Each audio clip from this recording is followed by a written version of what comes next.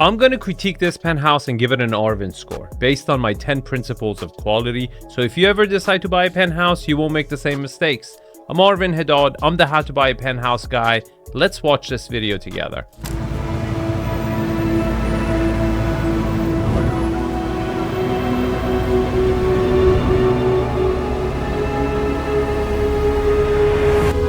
Standing 76 floors above the lush greens of Central Park, the navy blues of the Hudson River is a penthouse like no other. Oh, I don't know about like no other, because there's plenty of penthouses here. But if we're talking about the building itself, to me, if 432 Park Avenue was the jock and Steinway Tower was the emo building, this would be the goth.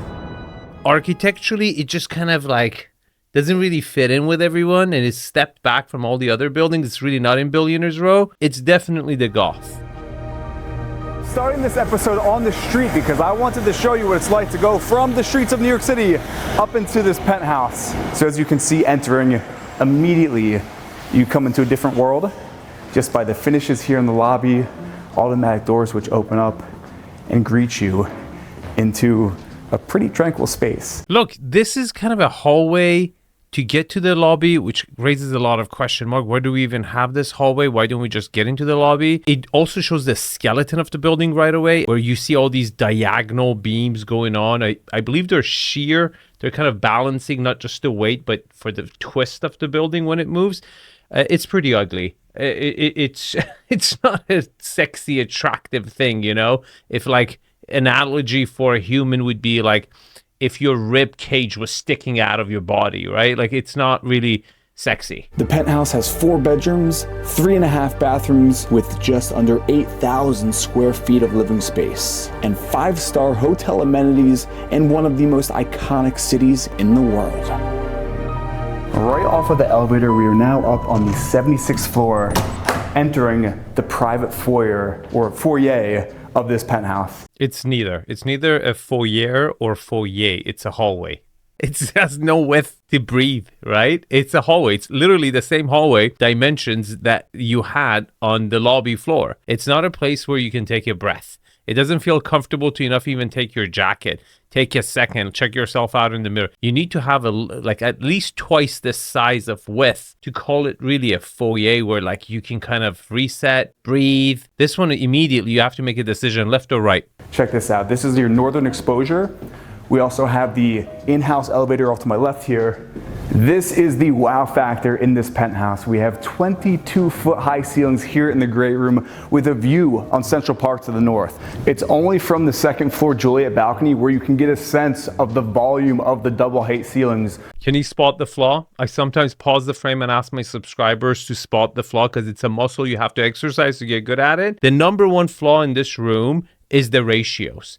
The width of this room is no match for the height. And it's a prime example of the developer overpaying either for the air rights or the land and then working backwards, trying to make the equation and the project profitable, and then figuring out how I'm going to set these layouts are to make the project work and profitable. Because this room is not really working. It's more of an observatory. The energy is sucked out from every single direction. I mean, look at that bar. You just don't have enough width for the room to breathe. It becomes only about the views and only about the views, right? It's to me, it's a negative. Off to my east, you've got your sunrises, you have Queens, Brooklyn, even the Atlantic Ocean on a clear day. And now the northern views.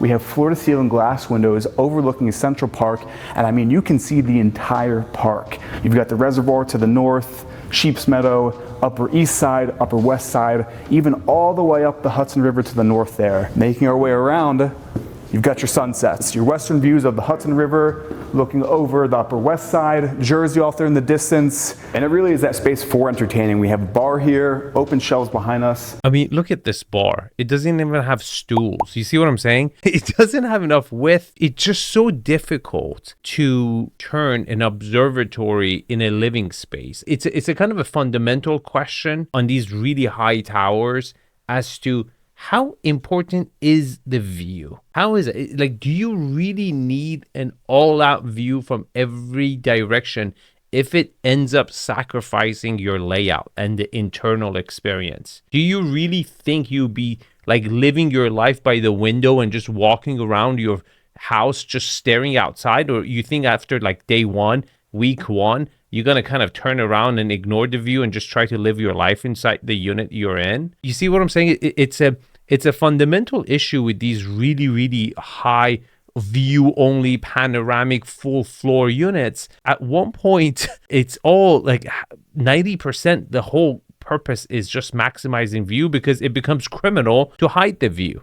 To put a wall there, it's just like, why would you do that, right? When technically speaking, for proper living, you sometimes have to do it. But at this point, at this height and amazing views, it becomes criminal. And the focal point is this 11-foot wide gas fireplace, which is clad in limestone. And over top the fireplace is this massive Peter Lane art piece, really adding volume to the space here. Like having ceilings this high, you want to have a massive piece of art. And I want to show you something really unique. So a lot of times in these ultra high-end penthouses, a lot of people are wondering, how do you get fresh air in? So with the push of your finger, the panels open up, you turn the handle, and your hand enters the balcony. It doesn't have a balcony. It doesn't have an outdoor space. And this is a big deal. You would expect a property like this will have a balcony. And you're thinking, Arvin, but it gets windy. Well, like, you don't need to be at the top floor for your ego, you know? So that, you know, the toilet and plumbing goes through all the other billionaires below you before they go through the sewer system to satisfy your better than them. Okay, you could go for the 40th floor. You could go for the 30th floor. Get a better layout, dimension, less wobble, right? In the building, and maybe a little balcony that it doesn't get windy and you actually use it. But no, your ego. Your ego is going to get hurt because somebody else's stool is going through your pillar. You can hear the flush. And now we're going to make our way around the apartment, back down this gallery hallway. Again, you've got your views to the east.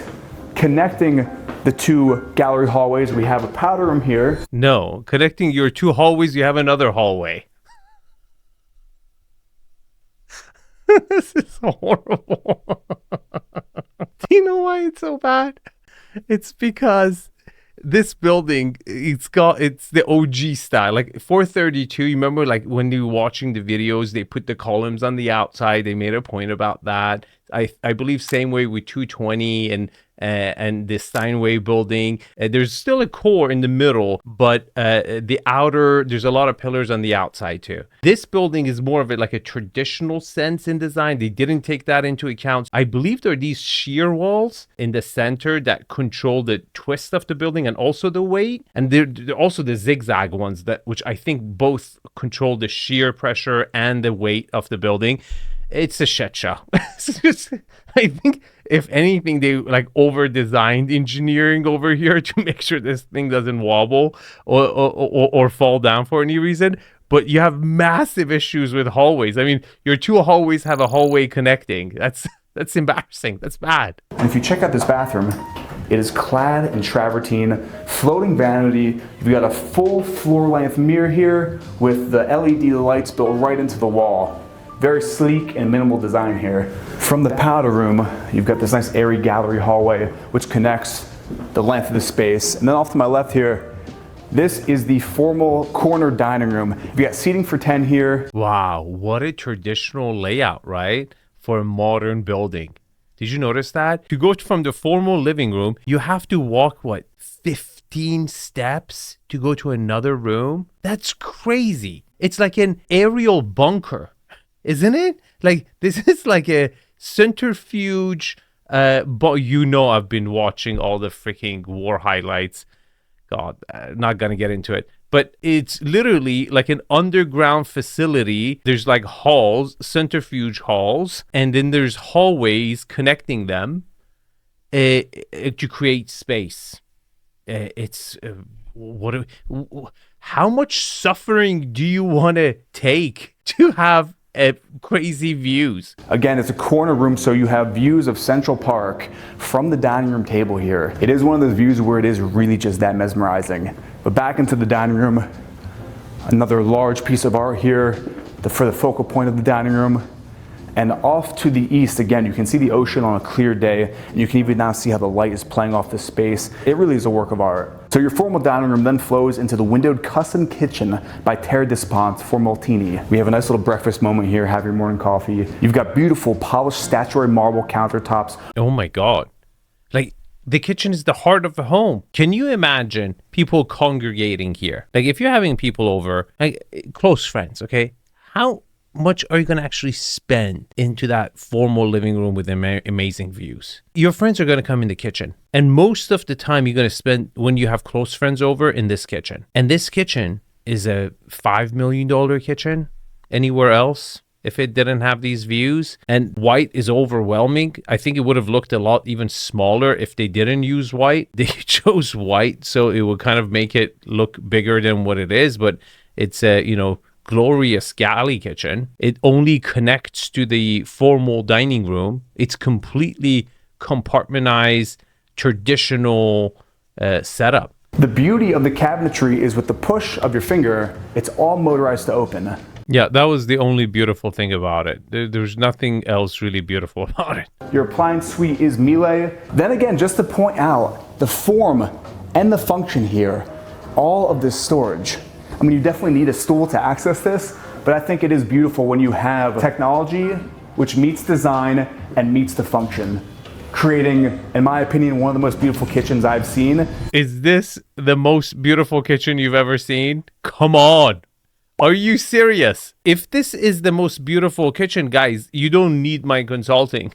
You don't need me. Just go white. Whatever you have, just go buy some bleach at, Home Depot and just bleach everything. There's like no design here. It's all white. But yeah, this is not the most beautiful kitchen if you ask me. And now we're gonna check out the southern wing of the house, where off to my left, we actually have a guest bedroom. And wait till you see the view in this guest bedroom. It's a corner unit here with a southern and eastern exposure with pristine downtown views. I mean, you have everything here. You've got views of the sub-observation deck. No, they have a view of you. This is very close.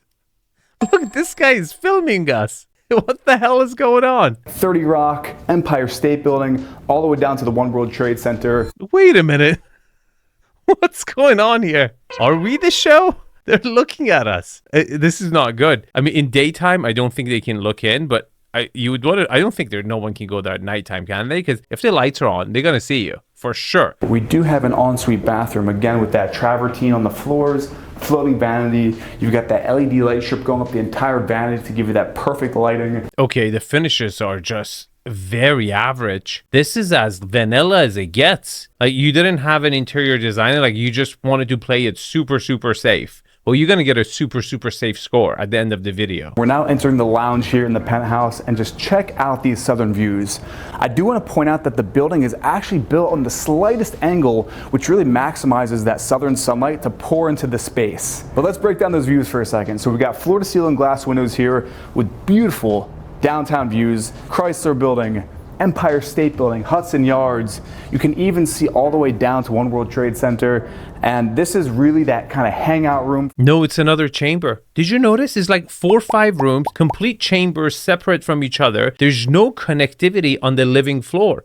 This is the time. This is the place where you're going to spend a lot of time. Again, to me, it looks like an underground bunker above Earth in the skies. It's a complete odd way of living.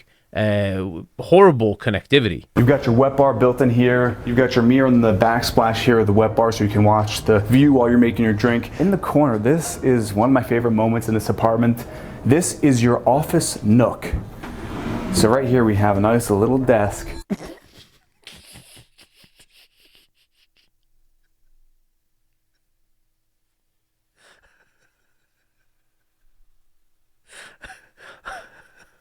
Wow.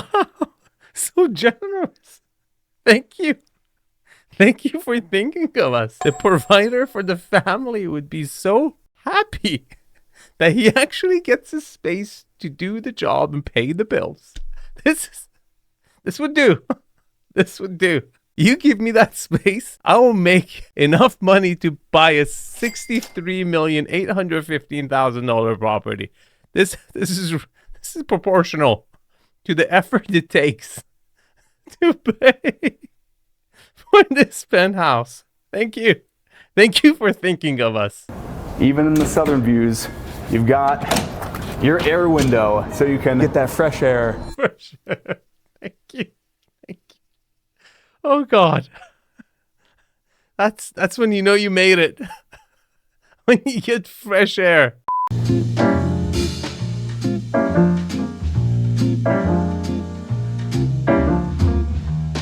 And on the staircase, you've got the inlaid lighting here, so you're not tripping at night when you're going up or down your staircase. Oh my God. Did Minecraft design this stairway? Why is it so cubical? What the hell happened here? Who was the designer? But off of the staircase, we've got the first guest bedroom here on the second floor with those pristine views. Okay, let's not get distracted here. One of the benefits here is going to be the separation of the bedrooms. Remember how horrible this design worked on the living floor? In theory, it should work out to a positive in the bedroom situation because the bedroom's going to be separate from each other. They're not going to share walls, right? So they're going to get a lot of privacy. Let's see if that plays out. And this is staged as the kids' room. Could you imagine being a kid living here, waking up and seeing that every day? No, I would be pissed. I would be like, Dad, I thought we were rich. Why do I have to share a room with my brother? What the hell is this? Did you notice this? There's only 2 bedrooms on this floor. They don't even have 3 bedrooms on the same floor. This is criminal. Can you imagine? You'll be questioning if we're really rich. So yeah, we've got your kids' room with those views. On the back wall here and on the ceilings, we have this cool woven fabric texture here with a hidden door, which leads. Like, look how large this bathroom is. For the kids' room, you've got a little desk moment area here with your views to the east. Like father, like son. That's my son. Your office is right here in the bathroom. Once you get older, one day, I'll give you my own office to you. Oh my God, Father. I can't wait to take over your office. We're going to be rich. On the floors, we have travertine, also travertine on the floating vanity with a full-length mirror here with storage built right into the mirror. Pretty cool. And then again, you've got those light bars on the side, steam shower behind me. Oh my God. This is below poverty level for kids of this caliber. The kids are going to be pissed. They got to share this shower together after you paying $63 million. Your kids will divorce you. And then the closet here connects to the entrance. And you have to share a closet that it's really a hallway that connects to the other hallway. Oh my God. This is embarrassing. This is really, really bad. Out of the kids' room into the gallery hallway here on the second floor. You could display your art collection here. Thank you. Thanks for the permission. We get to hang our art here. Thank you. You don't have any other walls. It's all windows. You got views everywhere. So he has a point. But thanks for the opportunity.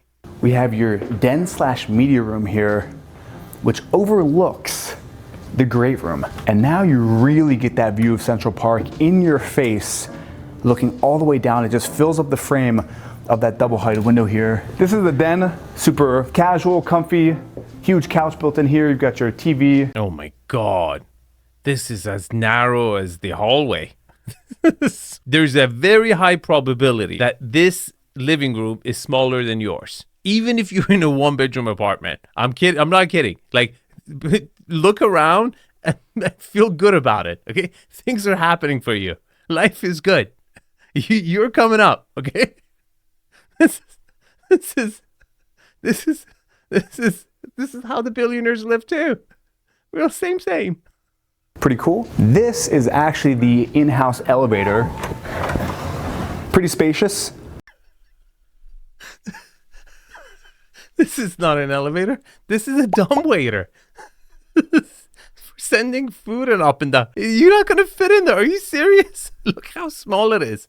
It's for like subhumans. It's like a Neanderthals or Homo sapiens, you know? They were shorter. This is your bedroom for, I guess, your least favorite child. No, I'm just kidding. This is like an office area, little hangout reading room. Oh my God. This was a hallway that had a window.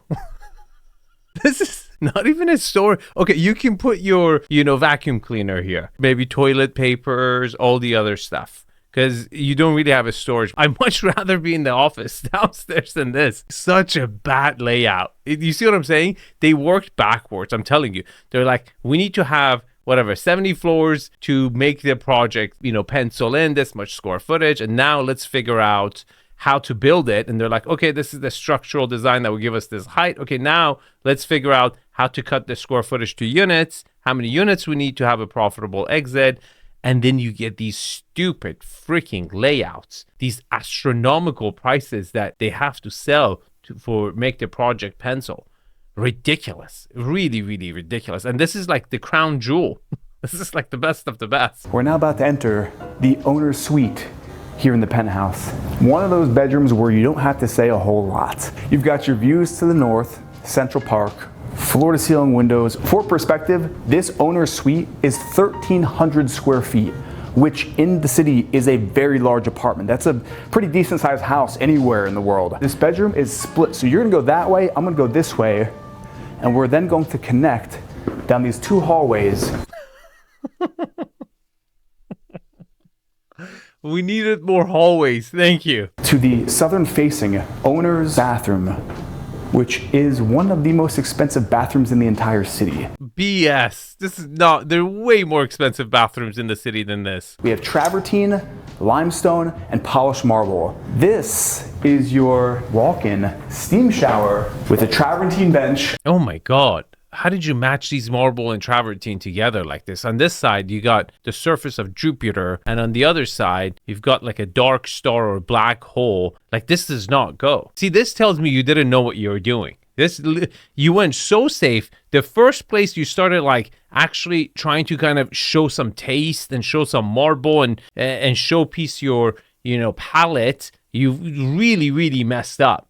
Like, what the hell is going on here? This travertine is the transition between these two marbles that don't even speak to each other. There's not a single vein in either one of them that cross. Horrible. The centerpiece is your soaking tub with your views of southern Manhattan. On the other side, we have an exact copy, so you have that same vanity, the same cool rising automated mirror here, a nice little day bed, and then wrapping around on that other side, welcome to your walk-in closet, which is super, super small.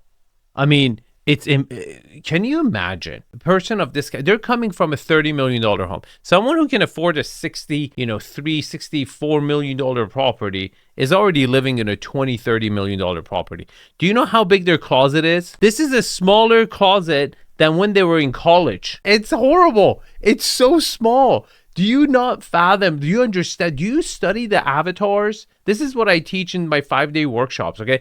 We analyze the avatars and what they actually need. We spend 5 days talking about the 10 principles of quality, which I'm going to use to score this penthouse. And then we talk about the avatars, what they actually need, what their circumstances are, what they gravitate towards. Their kids will have more clothes than this. It's a deal breaker, like a complete deal breaker. So the closet, let's have another look here at the owner's suite. And I'm gonna hang around for a few hours because I really want you to see what this place looks like at night. No, I've seen enough to give it an Arvin score. But before I do that, if you're planning to purchase a property and you want me to critique it, give you an Arvin score, everything positive, negative, right? Just wrap it up, give you a thumbs up or down, join the Buyer's Lounge. On Thursdays, 10 a.m. to 11 a.m., I go live. You submit your property, I critique it. As simple as that. Okay, let's give this penthouse an Arvin score. Location. To me, it's a 6.5. I don't even want to give it a 7 because, I mean, you're 7 blocks away from the park. There's nothing to me special about this part. It's a 6.5. Building amenities. I'm going to give it a 9. It's a newer building. You get everything. I've seen worse. HOA. I haven't seen anything really negative or positive about it. I'm giving it an 8. Privacy. It should technically be a 10. But I'm really concerned about all those observatories looking in. Correct me if I'm wrong in the comments, but I feel like at nighttime they will be able to see you if it is open. And that's why I'm giving it an 8. Unit orientation, it's a 10. You have all the exposures, east, west. You're high above all the other buildings. You're going to get natural light from everything. Architectural style, I'm giving this, I would say, goth style building a 7. It's not ugly. There's kind of like a Spider-Man Batman vibe, darkness to it. It's a 7. Views, it's a 9. Look, you do have 360 views, but your part of the building itself is blocking your own view. Also, the Steinway building kind of breaks up the view, your park view. It's a 9 for me. Layout, it's a 4. It's a horrible layout. I don't understand why you would want to deal with a layout that is so disjointed and you have to go through such long hallways. I mean, your hallways were connected with hallways. It's a horrible, horrible layout. Scale and volume. Look, the scale was off in the best room that actually had volume, but the ceiling heights were pretty good consistently. I'm going to give it a 7. Finishes, I'm going to give it a 6.5 because they went super, super neutral, which it would have done maybe better. But when they actually did try to show some taste in matching marbles and floors in the primary bathroom, they failed miserably. And that's why I'm giving them a 6.5 because I don't think they knew what they were doing. Okay, here's an Arvin score. Now, if you want to see my favorite penthouse that I've reviewed in all of New York is actually in Brooklyn, check out this video. And if you want to join the buyer's lounge, click on the link in the description. I'll see you guys in the comments. Have a good day.